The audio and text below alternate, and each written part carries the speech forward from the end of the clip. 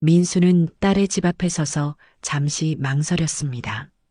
수진이가 시집간 지 벌써 1년이 지났지만 방문은 이번이 처음이었죠.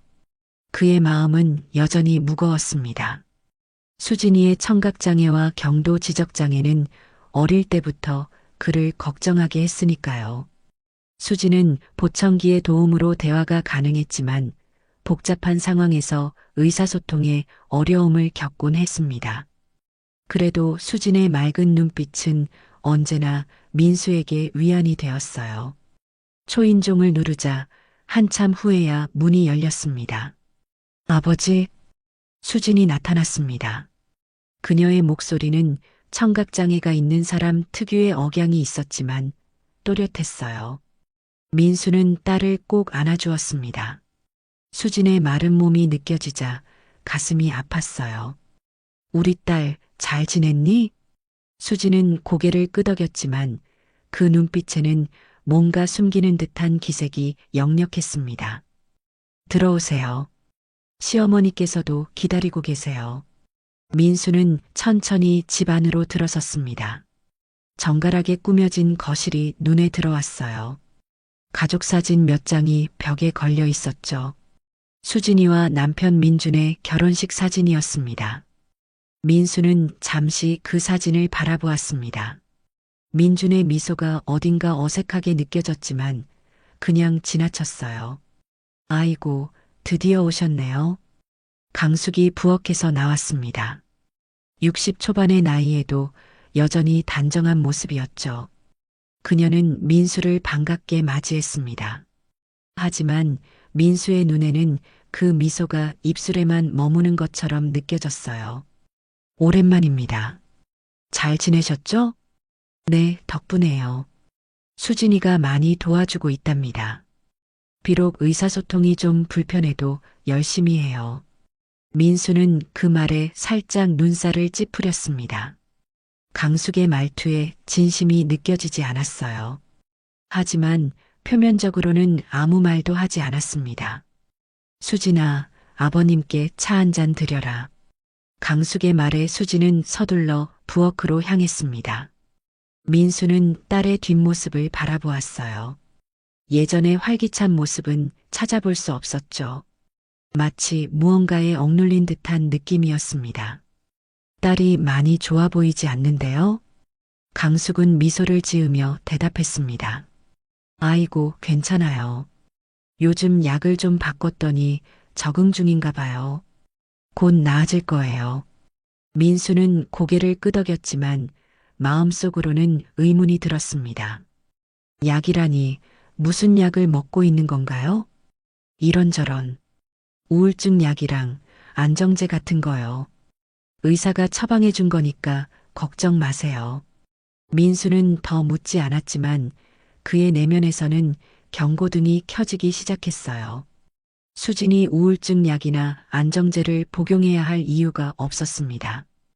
부엌에서 그릇이 깨지는 소리가 들렸어요. 민수가 놀라 일어서려 하자 강숙이 급히 말했습니다. 괜찮아요. 제가 가볼게요. 수진이가 종종 이런 실수를 해서 강숙은 서둘러 부엌으로 향했습니다. 민수는 자리에 앉은 채 귀를 기울였어요. 작게 들려오는 강숙의 화난 목소리. 또 깼어? 이번이 세 번째야. 내 아버지 앞에서도 이러면 어쩌려고? 민수는 침착하게 자리에서 일어나 부엌으로 향했습니다. 문 앞에서 그는 충격적인 광경을 목격했어요. 강숙이 수진의 팔을 세게 쥐고 흔들고 있었습니다. 수진은 보청기를 빼놓은 상태였고 그녀의 눈에는 공포와 수치심이 가득했죠. 뭐 하시는 겁니까? 민수의 목소리에 강숙이 놀라 뒤돌아보았습니다. 그녀는 재빨리 손을 놓고 상황을 수습하려 했어요. 아이고, 이게 무슨... 그냥 수진이가 너무 덜렁거려서 주의를 주는 거예요. 보청기를 안 껴서 말로는 안 들리거든요. 하지만 민수의 눈은 이미 수진의 팔에 남은 붉은 자국을 발견했습니다. 그리고 그것이 처음 생긴 것이 아니라는 사실도 알아챘죠. 여러 번의 멍 자국이 겹쳐 있었어요. 민수는 수진에게 다가가 그녀의 보청기를 집어 건넸습니다. 수진은 급히 보청기를 끼고 고개를 숙였어요. 수진아, 괜찮니? 수진은 고개를 끄덕이기만 했습니다. 그녀의 눈은 여전히 바닥을 향한 채였어요. 민수는 가슴 깊은 곳에서 분노가 일어나는 것을 느꼈지만 겉으로는 침착함을 유지했습니다. 실례지만 이게 어떻게 된 일인지 설명해 주시겠어요? 강숙은 당황한 기색이 역력했습니다. 아니, 그게 수진이가 워낙 감각이 둔해서 자주 부딪히거든요. 그래서 멍이 많이 들어요. 민수는 딸의 상태를 잘 알고 있었습니다. 청각장애와 경도 지적장애가 있긴 했지만 신체 감각이 둔하지는 않았습니다. 팔에 이런 멍이 들 정도로 부딪힐 리가 없었죠. 저녁이 되자 민준이 돌아왔습니다. 그는 민수를 보고 놀란 듯 했지만 이내 환하게 웃었죠. 장인어른 오셨군요. 미리 연락을 주셨으면 마중 나갔을 텐데. 민수는 고개를 끄덕이며 민준을 관찰했습니다. 겉으로는 예의 바른 사위의 모습이었지만 민수의 직감은 뭔가 다른 이야기를 들려주고 있었어요. 갑자기 생각나서 왔네. 딸이 보고 싶어서. 민주는 수진을 힐끔 바라보았습니다. 그 눈빛에 경고의 메시지가 담겨 있었죠. 수진은 고개를 숙인 채 조용히 있었어요. 식사 시간, 민수는 의도적으로 수진에게 많은 질문을 던졌습니다. 하지만 대부분 민준이나 강숙이 대신 대답했어요. 마치 수진이 말하는 것을 막으려는 듯 했죠. 수진아, 약은 잘 먹고 있니? 수진이 입을 열기도 전에 민준이 끼어들었습니다. 네, 제가 꼬박꼬박 챙겨줍니다. 요즘은 새로운 약을 시작해서 좀 멍한가 봐요. 민수는 딸의 상태가 예전보다 훨씬 안 좋아진 것을 느꼈습니다. 그녀의 눈은 흐릿했고 집중력도 떨어져 보였어요. 이것은 단순한 피로가 아니었죠. 밤이 깊어가자 모두 각자의 방으로 돌아갔습니다. 민수는 수진이 준비해준 방에 누웠지만 쉽게 잠이 오지 않았어요. 부엌에서 본 광경과 딸의 변한 모습이 자꾸 떠올랐죠. 무언가 심각하게 잘못되어 있다는 것을 본능적으로 느꼈습니다. 새벽 무렵 민수는 복도에서 들리는 소리에 잠에서 깼습니다. 그는 조용히 문을 열고 밖을 내다보았어요. 민준이 수진을 거실로 끌고 가는 모습이 보였습니다. 수진은 보청기를 끼고 있지 않았고 민준의 입모양을 필사적으로 읽으려고 노력하는 것 같았어요. 이번 달에 또 실패했잖아. 내 아버지 통장은 언제 손에 넣을 거야? 민준의 목소리는 낮지만 위협적이었습니다. 수진은 겁에 질린 채 고개를 숙였어요. 아, 아버지가 보호자 동의 없이는 안 된다고 했어요. 그럼 설득해. 내가 할 수 있는 게 그것밖에 없잖아. 민준이 갑자기 수진의 뺨을 때렸습니다. 소리 없는 폭력이었지만 그 충격은 고스란히 민수의 가슴에 전해졌어요. 그는 즉시 방에서 뛰쳐나왔습니다. 이게 무슨 짓이야? 민수의 외침에 민주는 깜짝 놀라 뒤돌아보았습니다. 그의 얼굴에는 순간 공포가 스쳐 지나갔어요. 민주는 순간 당황했지만 곧 태도를 바꿨습니다. 장인어른, 이건 오해입니다. 수진이가 약을 안 먹으려고 해서. 민수는 이미 분노로 눈이 붉어져 있었습니다. 그는 단호하게 수진에게 다가가 그녀를 감싸 안았어요. 수진의 몸이 떨리고 있었죠. 더 이상 설명하지 않아도 됩니다. 내 딸에게 손찌검을 하는 것을 직접 봤어요. 민수의 목소리는 차분했지만 그 안에는 분노가 가득했습니다. 그는 오랜 형사 생활에서 배운 자제력으로 감정을 억누르고 있었어요. 수진아, 방에 가서 짐을 싸라. 지금 당장 이 집을 나갈 거야. 수진은 놀란 눈으로 아버지를 바라보았습니다. 그녀는 보청기가 없어 아버지의 말을 완전히 이해하지 못했지만 상황은 파악한 듯 했어요. 민수는 수진의 보청기를 거실 테이블 위에서 발견해 그녀에게 건넸습니다. 짐을 싸자. 더 이상 여기 있을 필요 없어. 보청기를 낀 수진은 이제 아버지의 말을 분명히 들을 수 있었습니다. 그녀의 눈에 안도의 빛이 어렸어요. 민준이 수진의 팔을 잡았습니다. 잠깐, 이러시면 안 됩니다. 수진이는 제 아내이고, 민수는 민준의 손을 세게 쳐냈습니다. 내 딸에게 다시 손대지 마세요. 당신네가 무슨 짓을 했는지 다 알아요. 그때 강숙이 소란에 잠에서 깨어 거실로 나왔습니다. 이게 무슨 일이에요? 민수는 더 이상 말하지 않고 수진의 방으로 향했습니다. 그는 딸의 짐을 싸기 시작했어요. 수진도 아버지를 돕기 시작했죠. 그녀의 손이 여전히 떨렸지만 얼굴에는 결연한 표정이 어려 있었습니다. 수진아, 괜찮니? 더 다친 데는 없어? 수진은 고개를 저었습니다. 괜찮아요, 아버지. 그냥 여기서 나가고 싶어요. 민수는 딸의 말투가 예전처럼 또렷해진 것을 느꼈습니다. 마치 무거운 짐을 내려놓은 듯한 표정이었어요. 민준과 강숙은 수진의 방 앞에 서서 방해하려 했습니다. 강숙이 수진에게 말했어요. 정신 차려, 수진아. 내가 어디로 가겠다는 거야? 우리 외에 누가 너를 돌봐줄 수 있겠니? 수진은 대답하지 않고 짐을 계속 쌌습니다. 민수가 대신 대답했어요. 제 딸은 제가 돌볼 겁니다. 당신들처럼 그녀를 학대하지는 않을 거예요. 민준이 태도를 바꿔 사과하려 했습니다. 장인어른, 정말 죄송합니다. 제가 순간 화가 나서 그만. 다시는 이런 일 없을 겁니다. 민수는 냉정하게 말했습니다. 이게 처음이 아니라는 걸 알아요. 수진의 팔에 있는 멍들이 그걸 증명하고 있죠. 짐을 다 싸자 민수는 수진의 손을 잡고 방을 나섰습니다. 민준이 그들의 앞을 막아섰어요. 이러시면 안 됩니다. 법적으로 수진이는 제 아내이고 민수는 더 이상 참지 못하고 민준의 멱살을 잡았습니다. 법적으로? 당신이 내 딸을 폭행한 것도 법적으로 처리할까요? 내가 전직 형사라는 사실 알고 계십니까? 민준의 얼굴이 창백해졌습니다.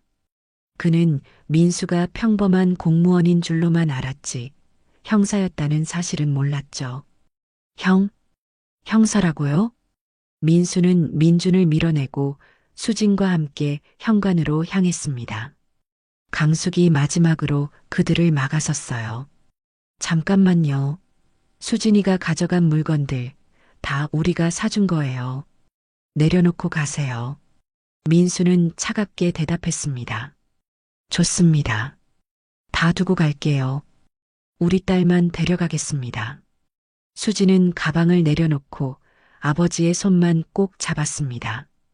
그들은 아무것도 가지지 않은 채 집을 나섰어요. 민수의 차에 오르자 수진은 마침내 긴장이 풀렸는지 울음을 터뜨렸습니다. 아버지, 정말 감사해요. 저는 도망치고 싶었지만 용기가 없었어요. 민수는 딸을 꼭 안아주었습니다. 이제 괜찮아. 아무도 너를 다치게 하지 못할 거야. 차를 출발시키며 민수는 백미러로 집을 바라보았습니다. 민준과 강숙이 현관에 서서 그들을 노려보고 있었어요. 민수는 이것이 끝이 아니라는 것을 알았습니다. 저들은 쉽게 포기하지 않을 거였죠. 수진아, 집에 가서 쉬자. 그리고 내가 겪은 모든 일을 말해줄 수 있겠니? 수진은 고개를 끄덕였습니다. 네, 아버지. 이제는 모든 것을 말할 수 있어요. 민수의 집에 도착하자 수진은 오랜만에 안정을 찾은 듯 했습니다. 그녀는 익숙한 자신의 옛방을 보며 미소 지었어요. 민수는 따뜻한 차를 준비했습니다. 그들은 거실에 앉아 이야기를 나누기 시작했죠. 처음에는 괜찮았어요. 수진이 천천히 말을 이었습니다. 민준 씨는 친절했고 제 장애를 이해해 주는 것 같았어요. 하지만 결혼 직후부터 모든 것이 변했죠. 민수는 묵묵히 딸의 이야기를 들었습니다. 수진의 목소리는 이제 떨리지 않았어요. 마치 오랫동안 억눌렸던 진실을 말할 수 있어 홀가분해진 듯 했죠. 그들은 제 통장과 보험금을 모두 가져갔어요. 제 장애 수당도 전부요. 거기다 제 이름으로 대출까지 받았다고 해요. 저는 그런 서류에 사인한 적이 없는데 민수의 눈이 커졌습니다. 서명을 위조했다는 거니? 수지는 고개를 끄덕였습니다. 그리고 아버지 통장도 노리고 있었어요. 제가 아버지를 설득해서 보호자 동의서에 서명을 받아오라고 했죠. 그러면 아버지 재산도 모두 가져갈 수 있다고. 민수의 손에 힘이 들어갔습니다. 그는 분노를 억누르며 차분히 물었어요. 약은 왜 먹였던 거니? 제가 말을 많이 하지 않게 하려고요. 그리고 제가 도망치지 못하게 하려고. 수진의 눈에 눈물이 고였습니다. 약을 먹으면 정신이 흐릿해져서 아무것도 할 수 없었어요. 오늘도 아버지 오시기 전에 약을 많이 먹였는데 제가 일부러 삼키지 않고 있었어요. 민수는 깊은 한숨을 내쉬었습니다. 그의 마음속에는 이미 계획이 세워지고 있었어요. 이 가족들이 저지른 범죄에 대한 증거를 모으고 그들을 법의 심판대에 세울 것입니다. 수진아, 걱정하지 마. 아빠가 다 해결할게. 하지만 그 전에 병원에 가자. 내 상태를 확인하고 그들이 준 약이 무엇인지 검사해야 해. 수진은 고개를 끄덕였습니다. 네, 아버지. 그리고 정말 감사해요. 절 구해주셔서. 민수는 딸의 손을 꼭 잡았습니다. 내가 내 딸이야. 널 지키는 것은 당연한 일이지. 그날 밤 민수는 오랜만에 형사로서의 본능을 되살렸습니다. 그는 메모장을 꺼내 지금까지 알게 된 사실들을 정리하기 시작했어요. 수진의 통장 탈취, 서명 위조, 대출 사기, 그리고 약물 오남용과 폭행까지. 이 모든 것이 명백한 범죄였습니다. 창밖을 바라보며 민수는 결심했습니다. 이제 그는 단순한 아버지가 아니라 정의를 추구하는 형사로서 딸을 해친 자들을 반드시 단죄할 것입니다. 그리고 그 과정에서 그들이 다른 피해자들을 만들었는지도 철저히 조사할 것이었죠. 다음 날 아침 민수의 전화기가 울렸습니다. 발신자는 민준이었어요. 장인어른, 어젯밤 일은 정말 오해입니다. 수진이를 다시 데려와 주세요. 우리 대화로 해결합시다. 민수는 차갑게 대답했습니다.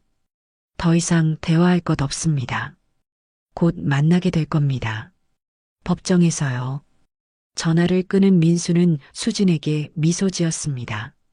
준비됐니? 오늘은 병원에 가서 검사부터 받고 그 다음에는 경찰서에 가야 해.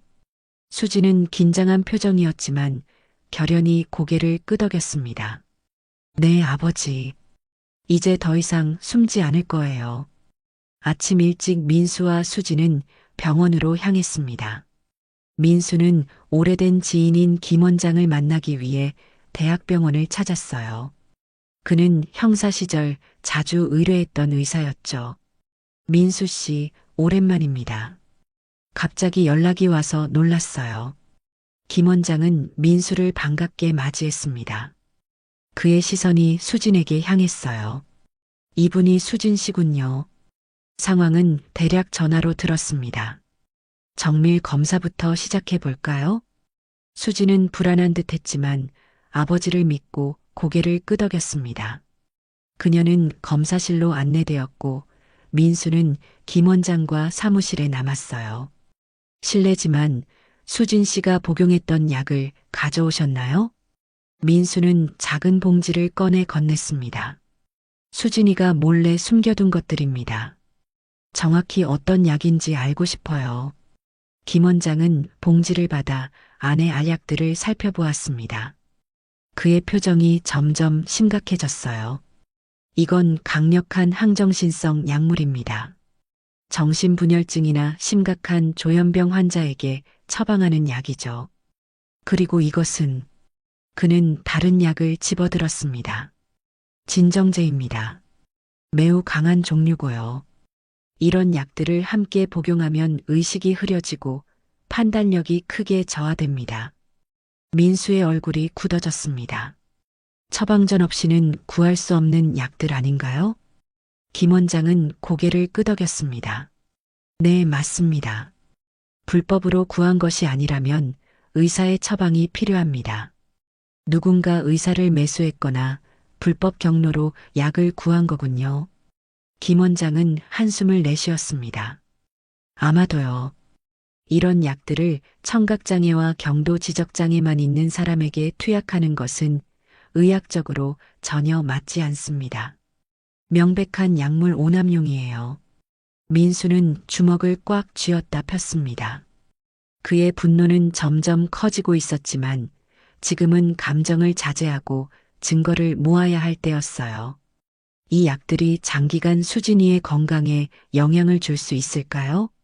김 원장은 잠시 생각하더니 대답했습니다. 지금 당장 복용을 중단한다면 대부분의 증상은 시간이 지나면서 회복될 겁니다. 하지만 완전히 회복되기까지는 시간이 필요할 거예요. 몇 시간 후 모든 검사가 끝났습니다. 수지는 검사실에서 나와 민수에게 다가왔어요. 아버지, 끝났어요.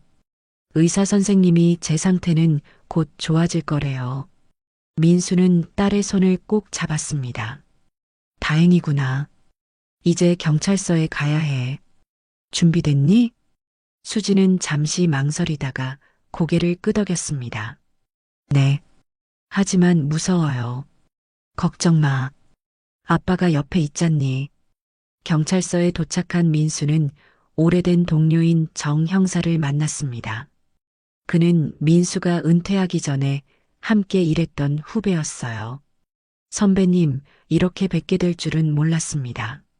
상황은 전화로 들었어요. 정 형사는 민수와 수진을 조용한 상담실로 안내했습니다. 그곳에서 수진은 자신이 겪은 일들을 하나하나 진술하기 시작했어요.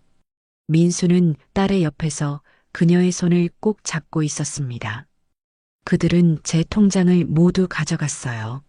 수진이 떨리는 목소리로 말했습니다. 그리고 제 이름으로 대출도 받았어요. 저는 그런 서류에 사인한 적이 없는데 정 형사는 모든 내용을 꼼꼼히 기록했습니다. 혹시 그들이 다른 피해자도 있었다고 언급한 적이 있나요? 수지는 잠시 생각하더니 고개를 끄덕였습니다. 네. 한 번은 민준 씨가 어머니와 통화하면서 이번에도 성공했다고 말했어요. 그리고 수진이처럼 쉬운 상대는 없었다고. 민수와 정 형사는 의미심장한 눈빛을 교환했습니다. 이것은 단순한 가정폭력이 아니라 조직적인 사기 행각일 가능성이 높았어요. 수진 씨, 용기 내서 증언해 주셔서 감사합니다. 정 형사가 말했습니다. 이제 우리가 수사를 시작할 건데 민준 씨와 그 가족에 대한 더 자세한 정보가 필요합니다. 수지는 최대한 기억을 더듬어 민준의 가족관계, 그들이 방문했던 장소, 통화했던 사람들에 대해 이야기했습니다. 민수는 딸이 이렇게 세세한 것들을 기억하고 있다는 사실에 놀랐어요. 약 기운이 좀 덜할 때는 최대한 모든 것을 기억하려고 노력했어요. 수진이 말했습니다. 언젠가 도망칠 수 있을 때를 위해서. 진술을 마친 후 정 형사는 민수를 복도로 불러냈습니다. 선배님, 이 사건은 단순한 가정폭력이 아닌 것 같습니다. 조직적인 사기 범죄의 가능성이 높아요. 민준이라는 사람의 과거를 조사해 봤는데 비슷한 패턴의 신고가 몇 건 더 있었습니다. 하지만 모두 증거 불충분으로 기각됐죠. 민수는 심각한 표정으로 고개를 끄덕였습니다. 그럴 줄 알았어. 이 사람들은 수진이 같은 취약한 사람들을 노리는 전문 사기꾼인 것 같아. 저희가 본격적으로 수사에 착수하겠습니다. 하지만 선배님도 아시다시피 이런 사건은 증거 확보가 중요해요. 수진 씨의 진술만으로는 한계가 있습니다. 민수는 잠시 생각에 잠겼습니다. 그는 형사로서의 경험을 떠올렸어요. 내가 도울 수 있는 방법이 있을 거야. 내 옛 기술을 좀 활용해 볼까 해. 정 형사는 놀란 표정을 지었습니다. 선배님, 무슨 생각이신지 모르겠지만 사적인 조사는 위험할 수 있어요. 걱정 마. 법의 테두리 안에서 움직일 거야. 하지만 내 딸을 이용한 자들을 그냥 둘 수는 없어. 경찰서를 나온 민수와 수지는 집으로 향했습니다. 수지는 지친 모습이었지만 그녀의 눈에는 이전과 다른 결연함이 있었어요. 아버지, 이제 어떻게 될까요? 민수는 딸을 안심시키며 대답했습니다. 경찰이 수사를 시작할 거야. 하지만 우리도 할 일이 있어. 우리가요? 그래. 내가 기억하는 모든 것을 정리해야 해. 그들의 대화, 만났던 사람들, 갔던 장소, 모든 것이 중요한 단서가 될 수 있어. 수지는 고개를 끄덕였습니다. 알겠어요, 아버지. 제가 도울 수 있는 건 뭐든지 할게요. 집에 도착한 그들은 함께 식탁에 앉아 모든 정보를 정리하기 시작했습니다. 민수는 형사 시절의 습관대로 화이트보드를 꺼내 사건의 타임라인을 그렸어요. 수진아, 민준이 처음 너를 만난 곳이 어디였지? 수진은 잠시 생각하더니 대답했습니다. 장애인 복지관이었어요. 그는 자원봉사자로 왔었죠. 민수는 그 정보를 적으며 생각했습니다. 취약한 대상을 찾기 위해 일부러 복지시설을 찾아다녔을 가능성이 컸어요. 그리고 민준의 가족들, 특히 자주 오는 사람들은 누구였니? 수지는 하나하나 기억을 더듬어 말했습니다. 시어머니 강숙 씨, 그리고 민준 씨의 사촌이라는 정훈, 그리고 여자 2명.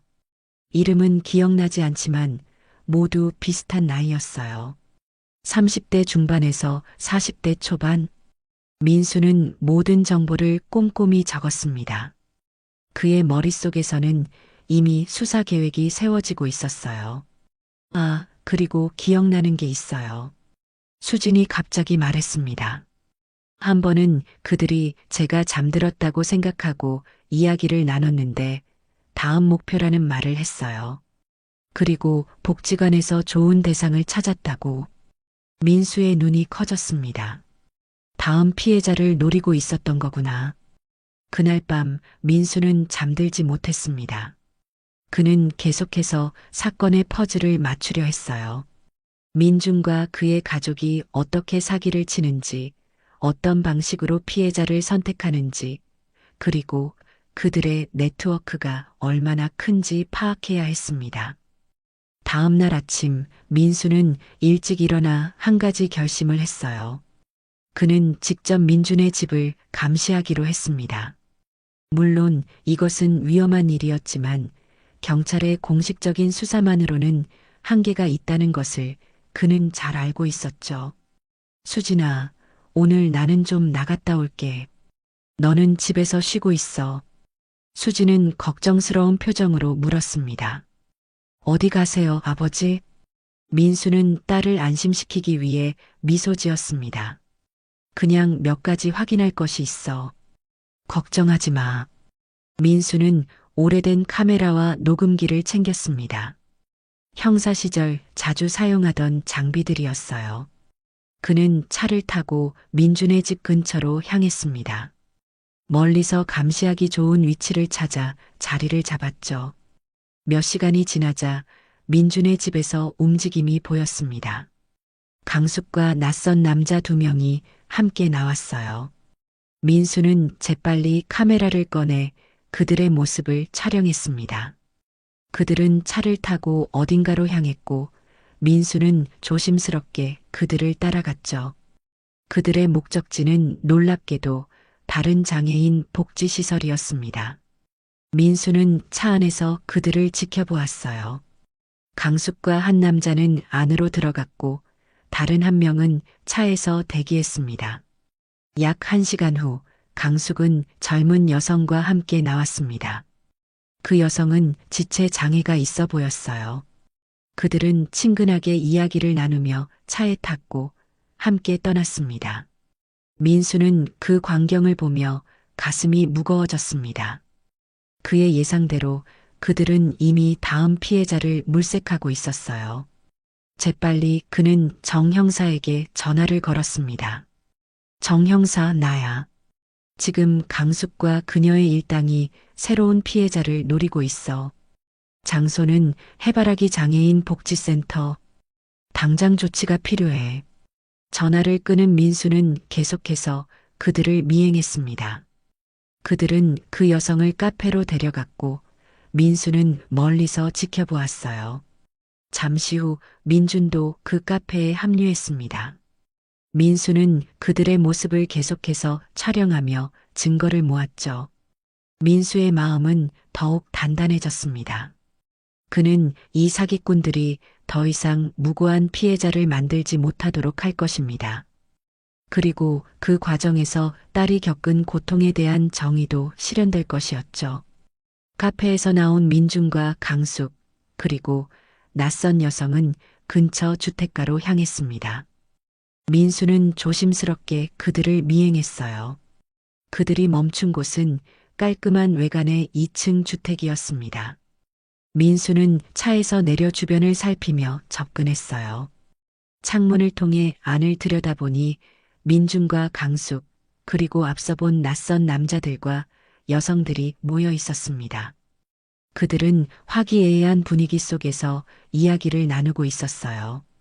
특히 장애가 있는 여성은 민준의 옆에 앉아 있었고 민준은 그녀에게 친절하게 대하는 것처럼 보였습니다. 똑같은 패턴이구나, 민수는 생각했습니다. 그는 카메라를 꺼내 그 광경을 촬영하기 시작했어요. 증거를 더 확보하기 위해서였죠. 조금 더 가까이 접근하려는 순간 민수의 전화기가 울렸습니다. 급히 진동 모드로 바꾸었지만 이미 늦었어요. 창문 안에 있던 사람들이 소리를 듣고 바깥을 살피기 시작했습니다. 민수는 재빨리 숨었지만 이미 그의 존재는 발각된 듯 했어요. 집안에서 갑자기 소란이 일어났고 민준이 밖으로 나왔습니다. 누구세요? 왜 우리 집을 엿보고 있는 거죠? 민수는 더 이상 숨을 필요가 없다고 판단했습니다. 그는 당당히 자리에서 일어나 민준을 마주했어요. 민준 씨, 우리 다시 만났군요. 민준의 얼굴이 창백해졌습니다. 장인어른? 여긴 어쩐 일로? 내가 무슨 짓을 하는지 알아보러 왔지. 민준의 표정이 순간 일그러졌다가 곧 태도를 바꿨습니다. 오해입니다. 장인어른. 들어오세요. 이야기 좀 나눕시다. 민수는 고개를 저었습니다. 더 이상 속지 않을 거야. 내가 또 다른 피해자를 노리고 있다는 것도 알고 있어. 그때 강숙이 밖으로 나왔습니다. 그녀는 민수를 보고 잠시 당황했지만 곧 미소를 지었어요. 아이고, 민수 씨. 여긴 어쩐 일로 오셨어요? 들어오세요. 민수는 냉정하게 대답했습니다. 필요 없습니다. 당신들의 정체는 이미 다 밝혀졌어요. 경찰이 곧 올 겁니다. 강숙의 표정이 굳어졌습니다. 그녀는 민준에게 눈짓했고 민준은 민수에게 다가왔어요. 장인어른, 이렇게 하시면 안 됩니다. 우리 대화로 해결해요. 민수는 뒤로 물러서며 경계를 늦추지 않았습니다. 그때 집안에서 누군가가 나오는 소리가 들렸어요. 민수가 뒤를 돌아보니 2명의 낯선 남자가 그를 향해 다가오고 있었습니다. 위험하다. 민수는 즉시 상황을 판단했습니다.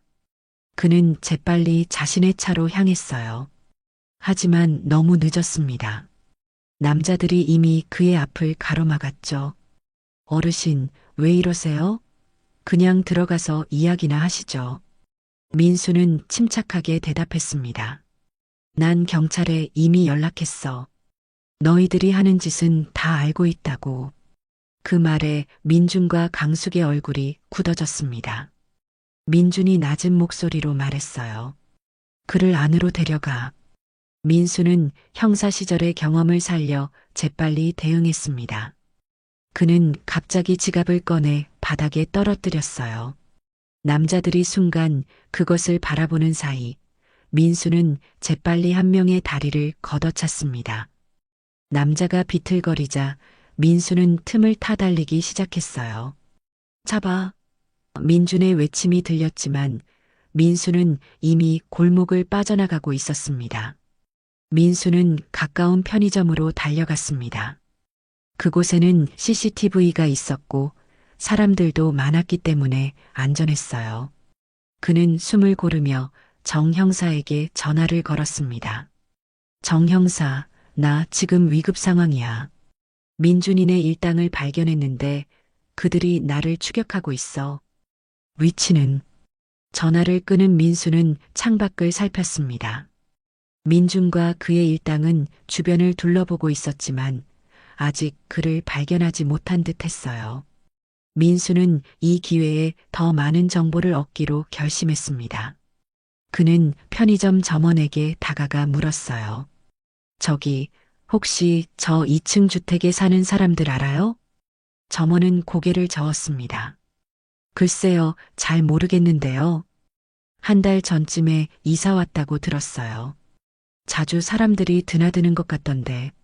민수는 고개를 끄덕였습니다. 그들은 한 곳에 오래 머물지 않고 계속 이동하는 것 같았어요. 전형적인 사기꾼들의 패턴이었죠. 약 20분 후 경찰차 2대가 도착했습니다. 정 형사가 민수를 발견하고 다가왔어요. 선배님 괜찮으세요? 무슨 일이 있었던 거죠? 민수는 간략하게 상황을 설명했습니다. 정 형사는 즉시 다른 경찰관들에게 주택을 수색하라고 지시했어요. 하지만 그들이 도착했을 때는 이미 민준과 그의 일당은 사라진 뒤였습니다. 흔적을 남기지 않고 빠르게 도주했네요. 정 형사가 말했습니다. 하지만 걱정 마세요.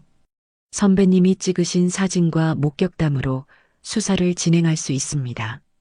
민수는 고개를 끄덕였지만 마음은 무거웠습니다. 그들이 또 다른 피해자를 노리고 있었고 그 여성은 이미 그들의 손에 넘어간 듯 했어요. 그 여성을 찾아야 해요. 그들의 새로운 목표였던 여성이요. 정 형사는 동의했습니다. 해바라기 장애인 복지센터에 연락해서 최근 방문객 정보를 확인하겠습니다. 민수는 집으로 돌아왔습니다. 수지는 불안한 표정으로 그를 기다리고 있었어요. 아버지, 괜찮으세요? 너무 걱정했어요. 민수는 딸을 안심시키려 미소 지었습니다. 괜찮아, 수진아. 그런데 민준이와 그의 가족들을 발견했어. 수진의 눈이 커졌습니다. 정말요? 어디서요? 민수는 자세히 설명했습니다. 수지는 모든 이야기를 집중해서 들었어요. 그녀의 표정은 점점 결연해졌습니다. 아버지, 제가 도울 수 있는 일이 있을까요? 저도 그들이 더 이상 다른 사람들을 해치지 못하게 하고 싶어요. 민수는 딸의 용기에 감동했습니다. 그는 잠시 생각하더니 말했어요. 그래, 내가 도울 수 있는 일이 있어. 민준이와 그의 가족들이 했던 모든 대화, 만났던 사람들, 언급했던 장소, 모든 것을 최대한 자세히 기억해봐. 수지는 고개를 끄덕이며 기억을 더듬기 시작했습니다. 민준 씨는 종종 우리 회사라는 말을 했어요. 처음에는 그냥 직장을 말하는 줄 알았는데 가끔 이번 건도 회사로 넘기자라는 말도 했어요. 민수의 눈이 커졌습니다. 회사? 어떤 회사인지 언급한 적 있어? 수지는 고개를 저었지만 잠시 후 기억이 떠올랐습니다. 아, 맞다. 한 번은 서류에 도장을 찍는 걸 봤는데 행복한 미래 복지재단이라는 이름이었어요. 복지재단? 민수는 즉시 정 형사에게 전화를 걸었습니다. 정 형사, 행복한 미래 복지재단이라는 곳을 조사해봐. 민준이네 일당과 연관이 있는 것 같아. 전화를 끊은 민수는 수진에게 물었습니다. 다른 기억나는 것은 없니? 수진은 잠시 생각하더니 말했습니다. 그리고 가끔 광명시에 있는 창고를 언급했어요. 중요한 물건을 보관한다고. 민수는 이 정보도 즉시 정 형사에게 전달했습니다. 조각들이 하나둘씩 맞춰지고 있었어요. 그날 밤 정 형사로부터 전화가 왔습니다. 선배님, 행복한 미래 복지재단을 조사해 봤습니다. 실제로 등록된 비영리 단체예요. 겉으로는 장애인 지원 사업을 하는 것처럼 보이지만 의심스러운 자금 흐름이 있습니다. 그리고 광명시 창고는요? 그것도 확인 중입니다. 내일 수색 영장을 청구할 예정이에요. 민수는 안도의 한숨을 내쉬었습니다. 마침내 진전이 있었어요. 그리고 선배님, 복지센터에서 정보를 얻었습니다. 민준 일당과 함께 있던 여성은 박지영 씨라고 해요. 지체 장애가 있는 30대 여성인데 최근에 복지센터에 등록했답니다. 그녀를 찾았나요? 아직이요. 하지만 그녀의 주소지로 경찰관을 파견했습니다. 곧 소식이 있을 거예요. 민수는 고개를 끄덕였습니다. 고마워, 정 형사. 내일 나도 경찰서에 가겠어. 전화를 끊은 민수는 수진에게 상황을 설명했습니다. 그녀는 안도의 표정을 지었어요. 드디어 그들이 잡히는 건가요? 민수는 미소 지었습니다. 그래, 수진아. 정의는 언제나 승리하게 되어 있어. 그날 밤 민수는 오랜만에 편안하게 잠들 수 있었습니다. 하지만 그의 꿈속에서도 민준과 그의 일당들이 나타났어요. 이것은 아직 끝나지 않았다는 신호였을까요? 다음 날 아침 민수와 수진은 함께 경찰서로 향했습니다. 정 형사가 그들을 기다리고 있었어요. 선배님, 좋은 소식이 있습니다. 광명시 창고 수색 영장이 발부됐어요. 지금 특수팀이 출동 준비 중입니다. 민수는 기대에 찬 목소리로 물었습니다. 나도 함께 가도 될까? 정 형사는 잠시 망설이다가 고개를 끄덕였습니다. 공식적으로는 안 되지만 선배님은 이 사건의 핵심 증인이시니까요. 하지만 수진 씨는 여기 있는 게 좋겠습니다. 수진은 불안한 표정이었지만 이해한다는 듯 고개를 끄덕였습니다. 조심하세요, 아버지. 민수는 딸의 손을 꼭 잡아주었습니다. 걱정 마. 곧 돌아올게. 민수는 정 형사와 함께 경찰차에 탔습니다. 그들은 광명시로 향했어요. 가는 길에 정 형사가 말했습니다. 선배님 박지영 씨를 찾았습니다. 다행히 아직 큰 피해는 없었어요. 민준이 그녀에게 접근했지만 아직 본격적인 사기는 시작되지 않았던 것 같습니다. 민수는 안도했습니다. 다행이군. 그녀에게 상황을 설명했나요? 네, 처음에는 믿지 않았지만 수진 씨의 사례를 듣고 충격을 받았다고 합니다. 그녀도 진술을 해주기로 했어요. 민수는 고개를 끄덕였습니다. 이제 피해자들이 하나둘씩 나서기 시작했어요. 민준과 그의 일당의 범행은 더 이상 숨길 수 없게 될 것입니다. 아침이 밝았습니다.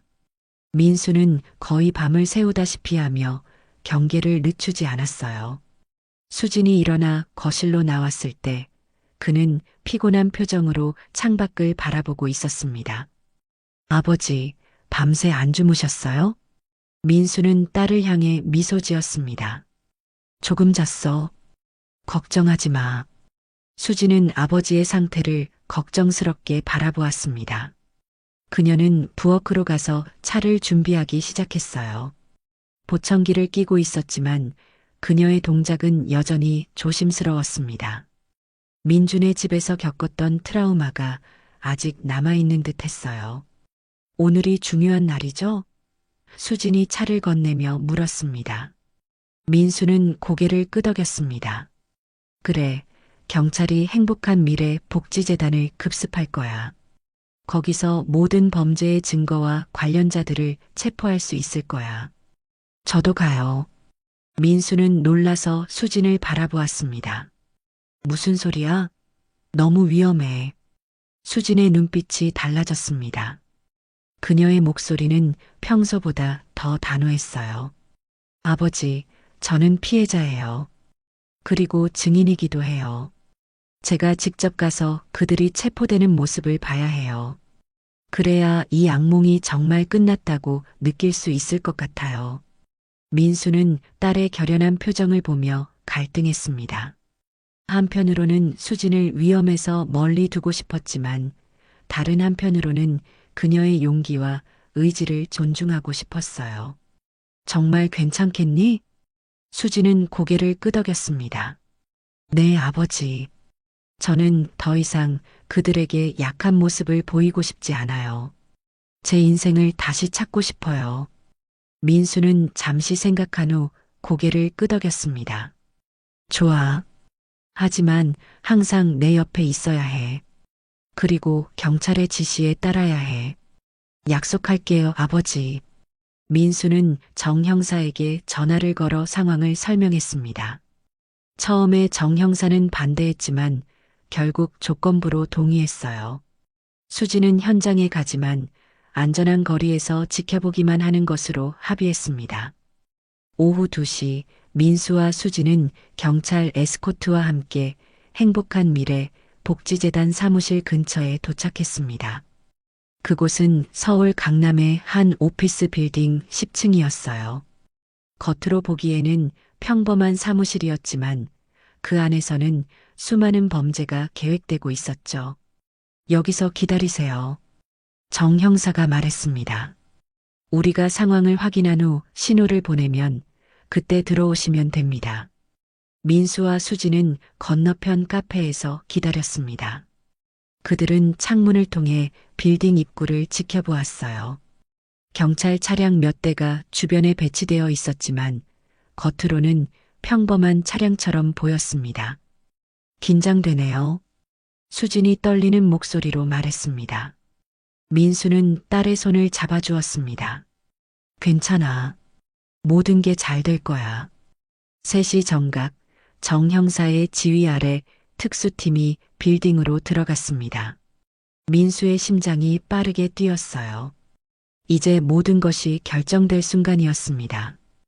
약 20분 후 정 형사에게서 문자가 왔습니다. 성공적으로 진입했습니다. 5명 체포. 이제 오셔도 됩니다. 민수는 안도의 한숨을 내쉬었습니다. 그는 수진에게 문자를 보여주었어요. 수진의 눈에 눈물이 고였습니다. 끝난 거예요, 아버지? 그래, 이제 거의 끝났어. 그들은 함께 빌딩으로 향했습니다. 경찰관의 안내를 받아 10층으로 올라갔어요. 사무실 안은 이미 경찰들로 가득 차 있었습니다. 체포된 사람들은 수갑을 찬 채 벽을 향해 앉아 있었어요. 민수는 강숙을 즉시 알아보았습니다. 그녀 옆에는 낯익은 얼굴들이 있었어요. 민수가 미행했을 때 본 사람들이었죠. 그들은 민수와 수진을 보자 다양한 반응을 보였습니다. 어떤 이는 분노로 가득 찬 눈빛을 보냈고 어떤 이는 고개를 숙였어요. 이쪽으로 오세요. 정 형사가 민수와 수진을 사무실 안쪽으로 안내했습니다. 그곳에는 수많은 서류와 컴퓨터가 있었어요. 여기서 모든 증거를 찾았습니다. 피해자 명단, 접근 방법, 그리고 가장 중요한 이 사기 조직의 실체를 보여주는 서류들이요. 민수는 관심을 보이며 서류들을 살펴보았습니다. 그중 한 폴더가 특히 눈에 띄었어요. 기록 보관소라고 적힌 폴더였습니다. 이건 뭔가요? 정 형사는 그 폴더를 열었습니다. 이것이 가장 충격적인 증거입니다. 이 조직은 10년 넘게 활동해 왔어요. 피해자는 최소 30명이 넘습니다. 민수는 놀라움을 금치 못했습니다. 폴더에는 피해자별로 정리된 사진과 정보가 있었어요. 각 케이스마다 담당자와 성공 여부, 그리고 획득한 재산 목록까지 상세히 기록되어 있었습니다. 이건 너무 끔찍하군요.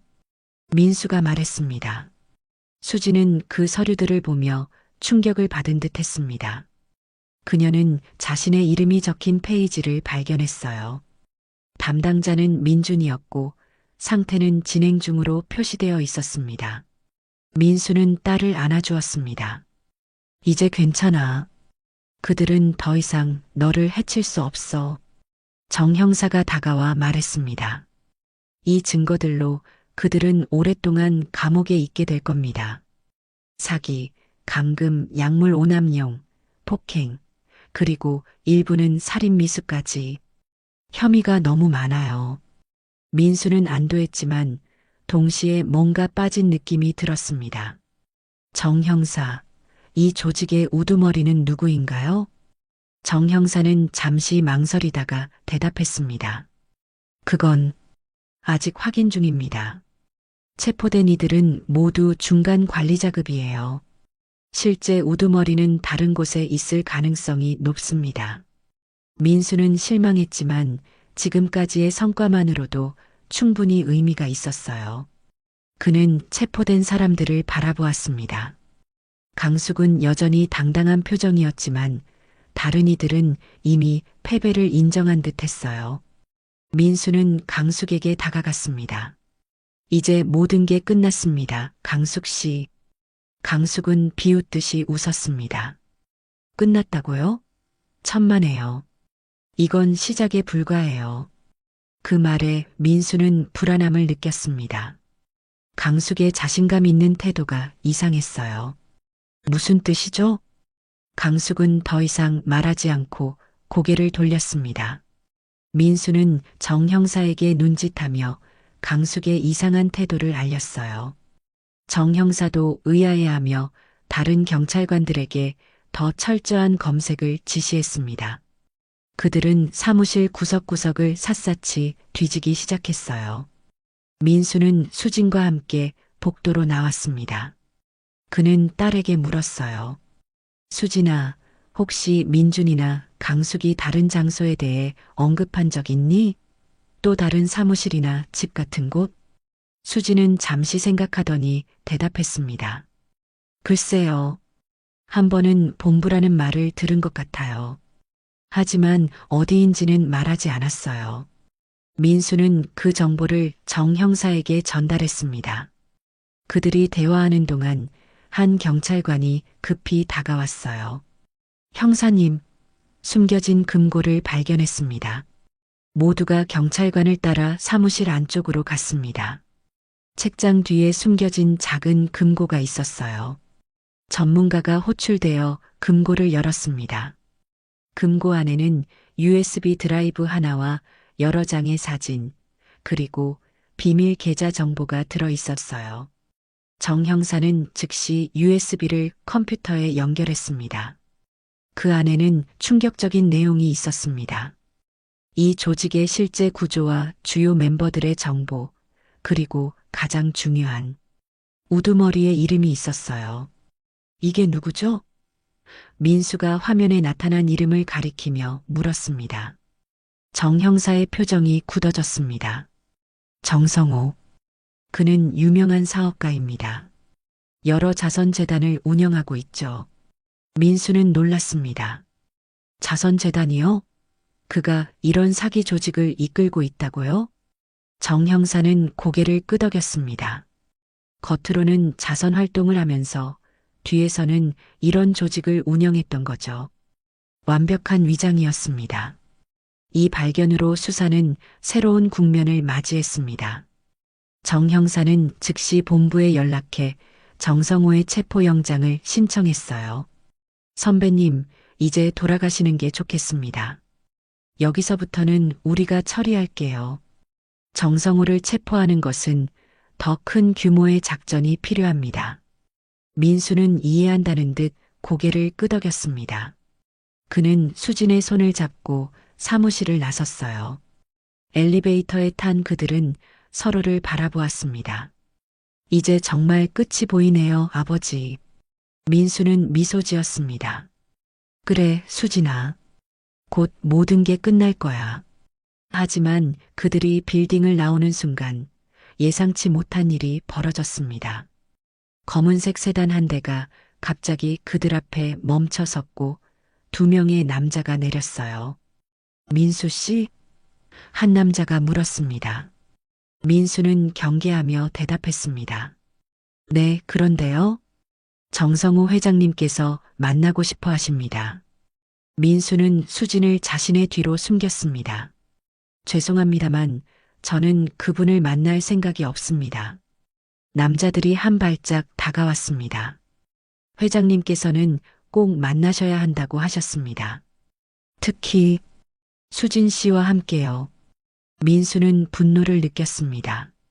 내 딸은 건드리지 마세요. 그때 갑자기 경찰 몇 명이 빌딩에서 나와 상황을 목격했습니다. 남자들은 경찰을 보자 재빨리 차에 탑승했고 차는 빠르게 현장을 벗어났어요. 정 형사가 민수에게 달려왔습니다. 무슨 일이죠? 민수는 그에게 상황을 설명했습니다. 정 형사의 표정이 심각해졌어요. 정성호가 이미 우리의 수사를 알고 있었던 것 같습니다. 더 조심해야 해요. 선배님과 수진 씨는 즉시 다른 안전 가옥으로 이동해야 합니다. 민수는 고개를 끄덕였습니다. 하지만 그의 마음은 이미 결심했어요. 그는 정성호를 직접 만나 모든 것을 끝내고 싶었습니다. 딸을 위협한 자들에게 정의의 심판을 내리기 위해서였죠. 새로운 안전가옥으로 이동한 민수와 수지는 더욱 삼엄한 경비 속에 하루를 보냈습니다. 정 형사는 정성호 체포를 위한 작전을 세우느라 분주했어요. 그동안 민수는 자신만의 계획을 구상하고 있었습니다. 저녁이 되자 수지는 지친 모습으로 소파에 앉았습니다. 오랜 긴장과 스트레스로 그녀의 얼굴은 창백했어요. 아버지, 언제 이 일이 끝날까요? 수진이 조용히 물었습니다. 민수는 딸의 옆에 앉아 그녀의 손을 잡았습니다. 곧 끝날 거야, 수진아. 내가 약속할게. 민수는 생각했습니다.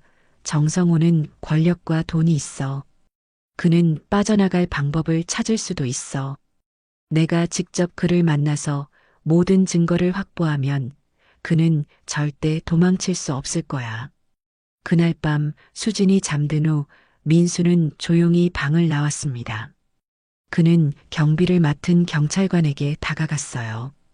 잠시 담배 좀 피우러 나가도 될까요? 경찰관은 주저하다가 고개를 끄덕였습니다. 네, 하지만 건물 앞에서만요. 그리고 오래 계시면 안 됩니다. 민수는 고개를 끄덕이고 건물 밖으로 나갔습니다. 그는 주변을 살폈어요. 아무도 없는 것 같았지만 그의 직감은 누군가가 지켜보고 있다고 말하고 있었습니다. 그는 담배를 꺼내 불을 붙였습니다. 사실 그는 담배를 끊은 지 오래였지만 이것은 신호였어요. 그가 나왔다는 신호. 약 5분 후 검은색 세단 한 대가 천천히 건물 앞으로 다가왔습니다. 창문이 내려가며 아까 본 남자의 얼굴이 나타났어요. 민수 씨, 회장님께서 기다리고 계십니다. 민수는 잠시 망설이는 척했지만 이미 마음은 정해져 있었습니다. 그는 차 뒷좌석에 탔어요. 수지는 어디 있죠? 남자가 물었습니다. 안에 있어. 나만 온다고 해. 민수는 단호하게 말했습니다. 내 딸은 더 이상 이 일에 끌어들이지 않을 거야. 남자는 잠시 고민하다가 무전기로 누군가에게 보고했습니다. 잠시 후 그는 고개를 끄덕였어요. 알겠습니다. 출발하겠습니다. 차는 조용히 거리를 달렸습니다. 민수는 주변 환경을 주의 깊게 관찰했어요. 그들은 강남에서 한강을 건너 용산 방향으로 향했습니다. 약 30분 후 차는 고급 아파트 단지 앞에 멈췄어요. 여기서 내리세요. 남자가 말했습니다. 민수는 차에서 내려 주변을 살폈습니다. 보안이 철저한 고급 아파트였어요. 그는 남자를 따라 로비로 들어갔습니다. 엘리베이터로 20층까지 올라가 그들은 복도 끝에 한문 앞에 멈추었습니다. 남자가 초인종을 눌렀어요. 문이 열리고 60대 후반으로 보이는 남자가 나타났습니다. 그는 단정하게 차려입었고 부드러운 미소를 짓고 있었어요. 민수 씨, 드디어 만나 뵙게 되어 기쁩니다. 들어오시죠. 민수는 경계를 늦추지 않고 안으로 들어갔습니다. 내부는 고급스럽게 꾸며져 있었어요. 넓은 거실과 한강이 내려다 보이는 전망이 인상적이었습니다. 정성호 씨? 민수가 물었습니다. 남자는 고개를 끄덕였습니다. 맞습니다. 앉으시죠. 차 한잔 하시겠어요? 민수는 거절했습니다. 됐습니다. 왜 저를 만나자고 했죠? 정성호는 소파에 앉으며 웃었습니다. 직설적이시군요. 형사 시절의 습관인가요? 민수는 놀랐지만 표정을 숨겼습니다. 정성호가 그의 과거를 알고 있다는 사실이 의외였어요. 당신에 대해 많이 알아봤습니다. 민수 씨. 정성호가 계속해서 말했습니다. 23년간 형사로 근무. 특히 사기 사건에 특화되어 있었죠. 뛰어난 기록을 가지고 있었습니다. 민수는 냉정함을 유지했습니다. 제 이력을 조사한 이유가 뭡니까? 정성호는 미소를 지었습니다. 적을 알아야 이길 수 있으니까요. 하지만 사실 저는 당신을 적으로 여기지 않습니다. 오히려 제안을 하고 싶어서 불렀습니다. 제안이요?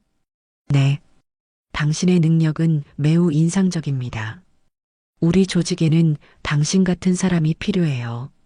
민수는 코웃음을 쳤습니다. 당신 조직에 들어가서 범죄를 저지르란 말입니까? 정성호는 고개를 저었습니다. 범죄라니요? 우리는 그저 사회적 약자들이 가진 자원을 더 효율적으로 활용하는 일을 하고 있을 뿐입니다. 사기와 폭력을 미화하지 마세요. 민수의 목소리가 차가워졌습니다. 당신들은 무고한 사람들을 이용해 그들의 재산을 빼앗았어요. 내 딸도 그 피해자 중 하나고요. 정성호는 한숨을 내쉬었습니다. 안타깝게도 민준이 너무 성급했군요. 수진 씨는 특별한 케이스였습니다. 당신 같은 전직 형사의 딸이라면 더 조심했어야 했는데. 민수는 분노를 억눌렀습니다. 그는 대화를 계속 이어가며 정보를 더 얻고 싶었어요. 민주는 당신의 지시를 받았던 건가요? 직접적으로는 아닙니다. 그는 강숙의 지시를 받았죠. 강숙은 제 오른팔이에요. 민수는 모든 대화를 머릿속에 기록하고 있었습니다. 그는 자켓 안쪽에 숨겨둔 녹음기가 잘 작동하고 있기를 바랐어요. 그래서 제안이 뭡니까? 민수가 물었습니다. 정성호는 앞으로 몸을 기울였습니다. 간단합니다. 이 수사에서 빠지세요. 수진 씨의 진술을 철회하게 하고 더 이상 관여하지 마세요. 그 대가로 저는 당신에게 200만 달러를 제공하겠습니다. 민수는 놀란 척했습니다. 그 정도 돈이면 저를 살 수 있다고 생각하시나요? 모든 사람에겐 가격이 있습니다. 민수 씨, 200만 달러면 당신과 수진 씨가 새 출발을 할 수 있어요. 다른 나라로 가서 편안하게 살 수도 있고요. 민수는 생각하는 척했습니다. 그는 최대한 많은 정보를 끌어내야 했어요. 만약 제가 거절한다면요? 정성호의 표정이 차가워졌습니다. 그건 현명하지 않은 선택이 될 겁니다. 우리는 이미 당신의 모든 것을 알고 있어요. 친구들, 옛 동료들. 모두가 우리의 타깃이 될 수 있습니다. 그것은 협박인가요? 현실적인 상황 설명일 뿐입니다. 정성호가 웃으며 말했습니다. 오해하지 마세요. 저는 폭력을 좋아하지 않아요. 하지만 때로는 필요한 수단이죠. 민수는 침착하게 대답했습니다. 생각해 볼게요. 하지만 쉽게 결정할 수 있는 문제는 아니네요. 물론입니다. 시간을 드리죠. 사흘 후 다시 연락하겠습니다. 민수는 자리에서 일어났습니다. 그는 이미 충분한 증거를 확보했다고 생각했어요. 이제 가봐도 될까요? 정성우는 고개를 끄덕였습니다. 물론이죠. 하지만 기억하세요. 이 대화는 우리 둘만의 비밀입니다. 민수는 정성우와 악수를 나누고 아파트를 나왔습니다. 그를 데려온 차가 여전히 기다리고 있었어요. 남자는 민수를 안전가옥으로 다시 데려다 주었습니다. 안전가옥에 도착하자 경비를 맡은 경찰관이 놀란 표정으로 민수를 맞이했습니다. 민수 씨, 어디 계셨어요? 정 형사님이 연락이 안 된다고 걱정하셨어요. 민수는 고개를 저었습니다. 긴 이야기예요. 정 형사에게 연락해 주세요. 중요한 정보가 있습니다. 민수는 서둘러 안으로 들어갔습니다. 수지는 거실에서 불안한 표정으로 그를 기다리고 있었어요. 아버지, 수진이 달려와 민수를 안았습니다. 어디 갔다 오신 거예요? 너무 걱정했어요. 민수는 미안한 표정으로 딸을 바라보았습니다. 미안해, 수진아. 하지만 이제 모든 게 끝나가고 있어. 그는 자켓 안쪽에서 녹음기를 꺼냈습니다. 여기 정성호의 자백이 있어. 약 30분 후 정 형사가 급히 안전가옥에 도착했습니다. 그는 민수의 행동에 화가 난 듯했지만 녹음 내용을 들은 후에는 표정이 바뀌었어요. 이건 결정적인 증거입니다. 정 형사가 놀라움을 감추지 못하며 말했습니다. 하지만 선배님, 너무 위험한 행동이었어요. 만약 무슨 일이 생겼다면 민수는 고개를 끄덕였습니다. 알아. 하지만 이것만이 정성호를 확실히 잡을 수 있는 방법이었어. 정 형사는 한숨을 내쉬었습니다. 이 녹음으로 영장을 신청하겠습니다. 내일 아침에는 정성호를 체포할 수 있을 거예요. 민수와 수지는 안도의 한숨을 내쉬었습니다. 마침내 모든 것이 끝나가고 있었어요.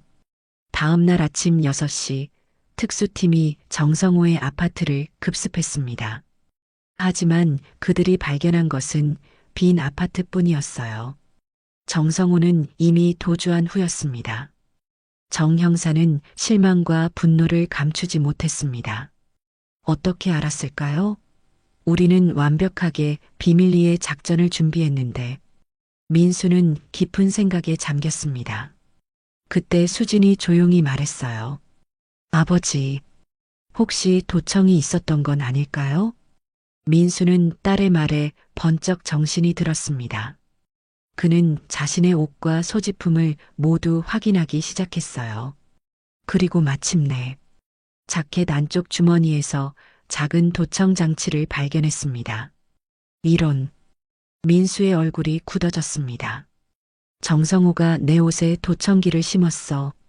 정 형사는 즉시 도청기를 증거 봉투에 넣었습니다. 이것도 중요한 증거가 될 거예요.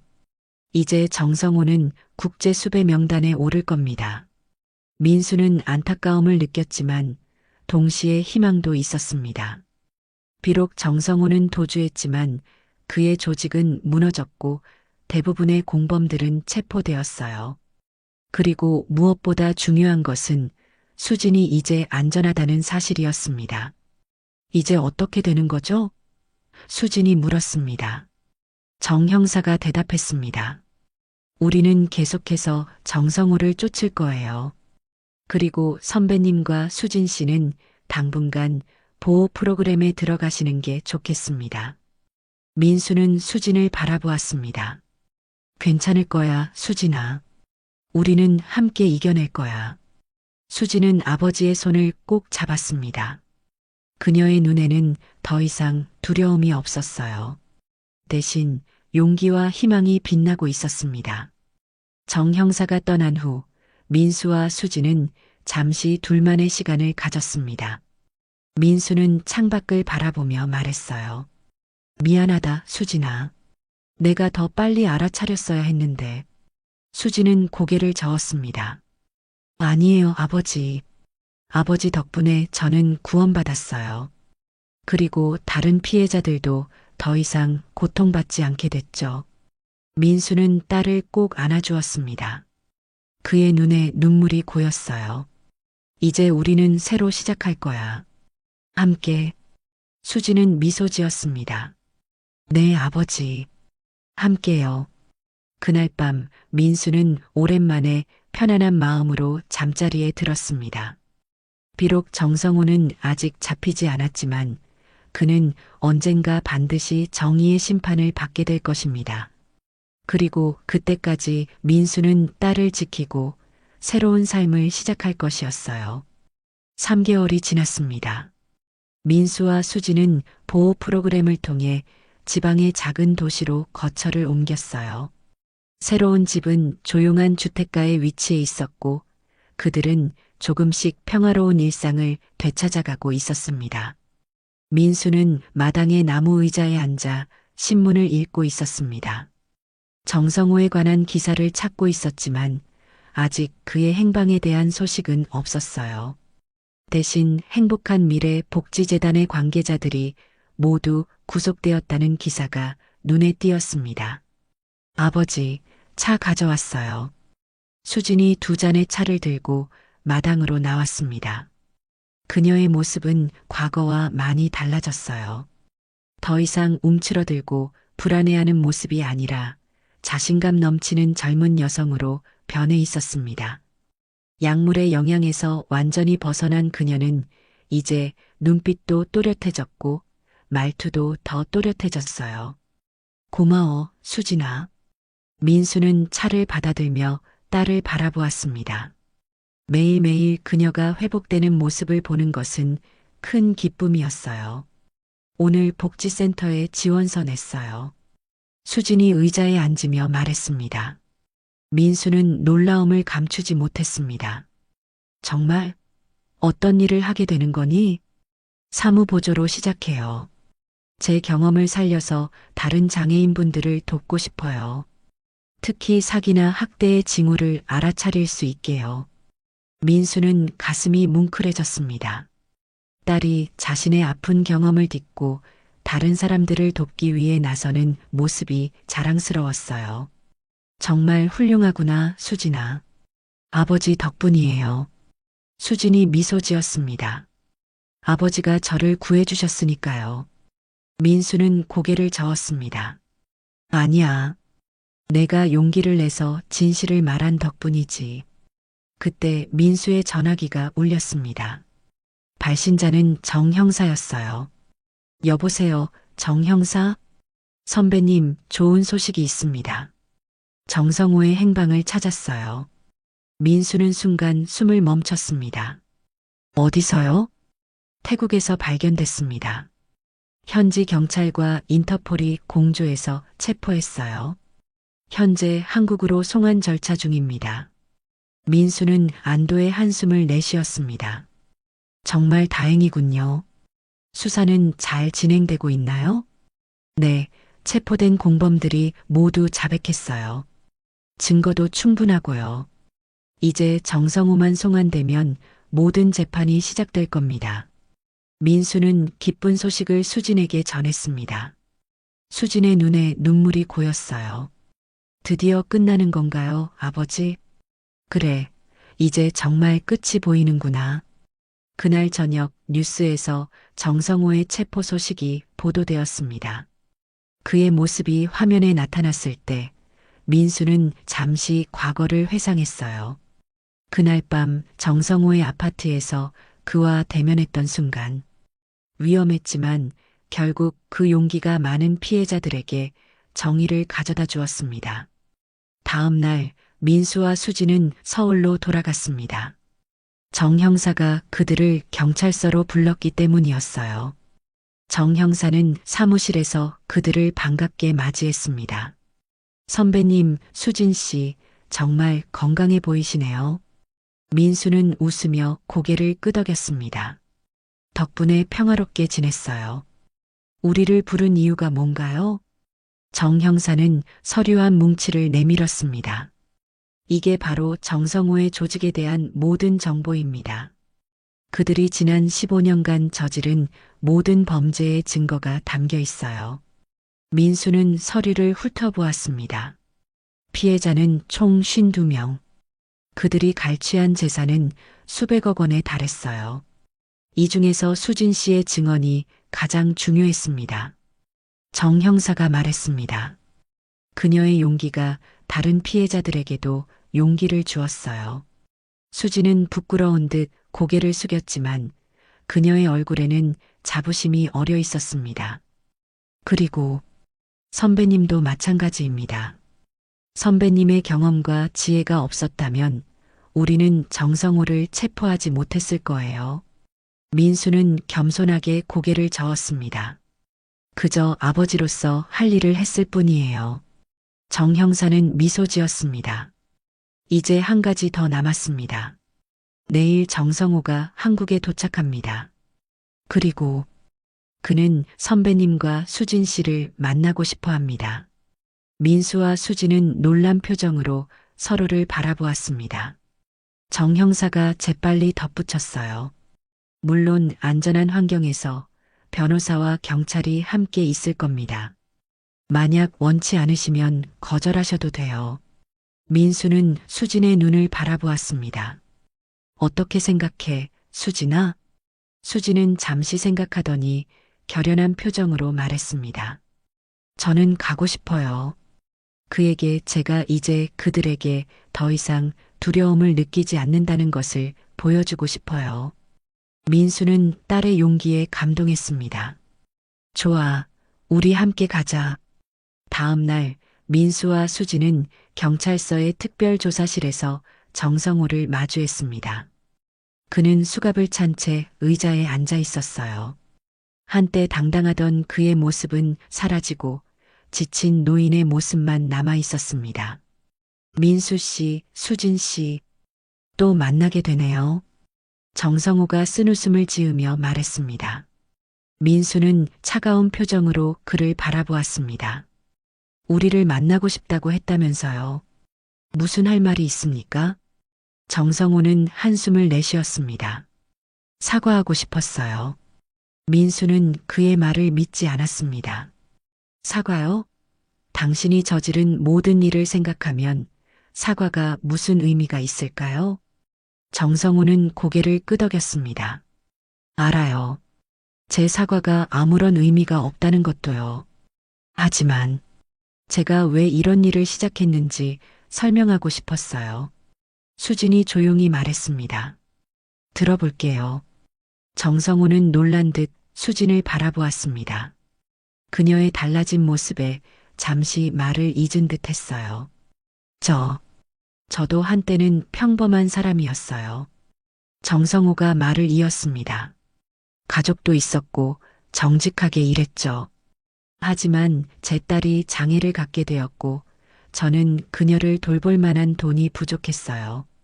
민수와 수지는 놀랐지만 침묵을 유지했습니다. 정성호는 계속해서 이야기했어요. 처음에는 단순한 보험 사기였어요. 딸의 의료비를 충당하기 위해서였죠. 그러다 점점 더 큰 돈이 필요해졌고 더 쉬운 방법을 찾게 됐습니다. 그래서 취약한 사람들을 노리기 시작했군요. 민수가 차갑게 말했습니다. 정성호는 고개를 끄덕였습니다. 네. 처음에는 죄책감이 들었지만 시간이 지나면서 무뎌졌어요. 그저 사업일 뿐이라고 스스로를 설득했죠. 당신 딸은 지금 어디 있습니까? 수진이 물었습니다. 정성호의 눈에 슬픔이 어렸습니다. 10년 전에 세상을 떠났어요. 하지만 그때는 이미 제가 너무 깊이 빠져 있었죠. 돈과 권력에 중독되어 있었어요. 민수는 정성호의 이야기가 진실인지 의심했습니다. 하지만 그의 눈에서 진정한 후회의 기색이 보였어요. 그래서 우리를 만나고 싶었던 건가요? 당신의 슬픈 과거를 이야기하고 동정을 얻기 위해서? 민수가 물었습니다. 정성호는 고개를 저었습니다. 아니요. 단지 수진 씨에게 직접 사과하고 싶었어요. 그녀는 특별했습니다. 민준이 처음 그녀의 정보를 가져왔을 때 저는 그녀를 이용하지 말라고 했어요. 하지만 강숙이 주장해서 거짓말 마세요. 수진이 갑자기 말했습니다. 제 파일에는 당신이 직접 승인했다고 쓰여 있었어요. 제가 봤어요. 정성호는 놀란 표정을 지었다가 이내 고개를 숙였습니다. 맞아요. 거짓말했습니다. 죄송합니다.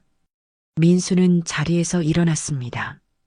우리 시간을 더 이상 낭비하고 싶지 않네요. 당신은 사과가 아니라 마지막으로 우리를 조종하려 했던 거죠. 정성호는 패배한 듯 고개를 끄덕였습니다. 민수 씨는 역시 예리하시군요. 네. 마지막으로 한 번 더 시도해보고 싶었습니다. 혹시라도 동정심을 얻어 진술을 약화시킬 수 있을까 해서 수진도 일어섰습니다. 그녀는 정성호를 내려다보며 말했어요. 당신은 저를 이용해 아버지의 재산을 노렸고 저를 약물로 통제했어요. 그리고 많은 다른 사람들도 같은 방식으로 이용했죠. 하지만 이제 모든 것이 끝났어요. 당신은 자신의 행동에 책임을 져야 합니다. 정성호는 처음으로 진정한 패배감을 느끼는 듯 했습니다. 그의 어깨가 처졌고 눈빛에는 공허함이 가득했어요. 민수와 수지는 조사실을 나왔습니다. 밖에서 정 형사가 그들을 기다리고 있었어요. 어땠습니까? 정 형사가 물었습니다. 민수는 미소를 지었습니다. 이제 정말로 마무리가 된 것 같네요. 한 달 후 정성호와 그의 조직원들에 대한 재판이 시작되었습니다. 민수와 수지는 법정에 증인으로 출석했어요. 수지는 떨리는 목소리로 시작했지만 이내 강한 의지를 담아 그녀가 겪었던 모든 일을 증언했습니다. 재판은 2달 동안 계속되었고 마침내 판결이 내려졌습니다. 정성호는 사기, 폭행, 약물 오남용, 감금 등의 혐의로 25년형을 선고받았어요. 강숙과 민준을 포함한 다른 조직원들도 각각 5년에서 15년의 형을 받았습니다. 재판이 끝난 후 민수와 수지는 법원 계단을 내려오며 함께 미래를 이야기했습니다. 이제 서울로 돌아갈까요, 아버지? 수진이 물었습니다. 민수는 하늘을 바라보며 생각했습니다. 글쎄, 우리가 있던 곳도 나쁘지 않았는데 평화롭고 조용했잖아. 수지는 미소 지었습니다. 맞아요. 저도 그곳이 좋았어요. 복지센터 일도 시작했고, 그럼 결정된 거네. 우리는 그곳에서 새로운 삶을 시작하자. 그들이 법원을 나서는 순간 햇빛이 밝게 그들을 비추었습니다. 민수는 딸의 손을 꼭 잡았어요. 그들은 이제 과거의 상처를 딛고 새로운 시작을 할 준비가 되어 있었습니다. 집으로 가는 길, 민수는 문득 자신의 형사 시절을 떠올렸습니다. 수많은 사건을 해결했지만 이번만큼 개인적이고 중요한 사건은 없었어요. 그는 딸을 구하기 위해 모든 것을 걸었고 결국 승리했습니다. 아버지, 무슨 생각을 하세요? 수진이 물었습니다. 민수는 미소 지었습니다. 그냥 우리가 얼마나 강한 사람들인지 생각하고 있었어. 수지는 고개를 끄덕였습니다. 네, 우리는 정말 강해요. 함께라면 무엇이든 이겨낼 수 있어요. 민수는 그 말에 깊이 공감했습니다. 비록 그들은 많은 시련을 겪었지만 그 과정에서 서로에 대한 사랑과 신뢰는 더욱 깊어졌어요. 그리고 무엇보다 정의는 결국 승리한다는 사실을 몸소 경험했습니다. 차가 그들의 새 집으로 향하는 동안 민수는 마음속으로 다짐했습니다. 더 이상 과거의 그림자에 사로잡히지 않고 딸과 함께 밝은 미래를 향해 나아갈 것입니다.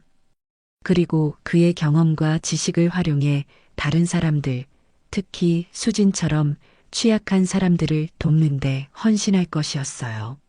아버지, 집에 도착했어요. 수진의 말에 민수는 생각에서 깨어났습니다. 그들의 집이 저녁 노을 속에 따뜻하게 빛나고 있었어요. 새로운 시작, 새로운 희망이 그들을 기다리고 있었습니다. 그래, 집에 왔구나. 민수는 딸과 함께 집으로 걸어 들어갔습니다. 이제 진정한 평화와 행복이 시작될 것입니다.